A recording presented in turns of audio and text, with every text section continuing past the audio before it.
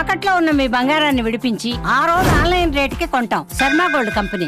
గత కొన్ని రోజుల నుంచి బర్డ్ ఫ్లూ ఎఫెక్ట్ తో చికెన్ గుడ్ల అమ్మకాలపై ప్రభావం చూపుతోంది. ముఖ్యంగా ఉమ్మడి గోదావరి జిల్లాలతో పాటు కృష్ణా జిల్లా, తెలంగాణలోని కొన్ని ప్రాంతాల్లోని పౌల్ట్రీ ఫాముల్లో బర్డ్ ఫ్లూ వెలుగు చూసింది. అలర్ట్ అయిన ప్రభుత్వం గోదావరి జిల్లాలో బర్డ్ ఫ్లూ వెలుగు చూసిన ప్రాంతాన్ని రెడ్ జోన్ గా కూడా ప్రకటించి బర్డ్ ఫ్లూ వ్యాప్తి చెందకుండా చర్యలకు దిగింది. అయితే ఇదే సమయంలో చికెన్ గుడ్లు తినొద్దనే వదంతులు గుప్పుమన్నాయి. బాగా ఉడికించి తినే చికెన్ గుడ్లతో ఎలాంటి సమస్య ఉండదని వైద్య నిపుణులు, అధికారులు అవగాహన కల్పించే ప్రయత్నం చేసినా చికెన్ గుడ్ల అమ్మకాలపై మాత్రం ప్రభావం గట్టిగానే పడింది. అయితే ఇప్పుడిప్పుడే మళ్లీ వాటి అమ్మకాలు పుంజుకుంటున్నట్టు చికెన్ గుడ్ల ధరలు చూస్తే తెలిసిపోతోంది. మరోవైపు బర్డ్ ఫ్లూ వదంతులు పోగొట్టేందుకు సిద్ధమైన పౌల్ట్రీ పరిశ్రమ నిర్వాహకులు ఉచితంగా చికెన్ గుడ్లు పంపిణీ చేస్తున్నారు.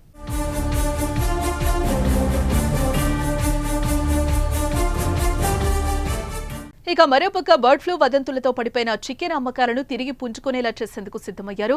గుంటూరులో ఉచితంగా చికెన్ ను పౌల్ట్రీ పరిశ్రమ నిర్వాహకులు పంపిణీ చేశారు. ఇది కాకుండా మరో అడుగు ముందుకు వేస్తూ ప్రజాప్రతినిధులతో ప్రచారం చేయిస్తున్నారు. ప్రజల అవగాహన కల్పించే ప్రయత్నాలు చేస్తున్నారు. అందులో భాగంగా గుంటూరులోని స్వామి థియేటర్ ప్రాంగణంలో ప్రజలకు ఉచితంగా చికెన్ గుడ్లు పంపిణీ చేశారు పౌల్ట్రీ పరిశ్రమ నిర్వాహకులు. ఉడికించిన చికెన్ గుడ్లు తినటం వల్ల ఎలాంటి సమస్యలు రావని వివరించారు. ఇక చికెన్ వంటకాల కోసం ఆహార ప్రియులు భారీగా తరలివచ్చారు. ఊహించని విధంగా ప్రజలు తరలి రావడంతో నిర్వాహకులు గేట్లకు తాళం వేయాల్సిన పరిస్థితి వచ్చింది. మరోవైపు హైదరాబాద్లోని ఉప్పల్లో కూడా ఉచితంగా చికెన్ గుడ్ల వంటకాలు పంపిణీ చేయడంతో ప్రజలు ఎగబడ్డారు.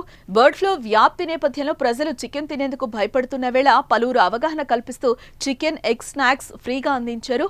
ఈ మేళాలకు జనాలు ఎగబడ్డంతో నిర్వాహకులు తీవ్ర ఇబ్బందులు పడ్డారు.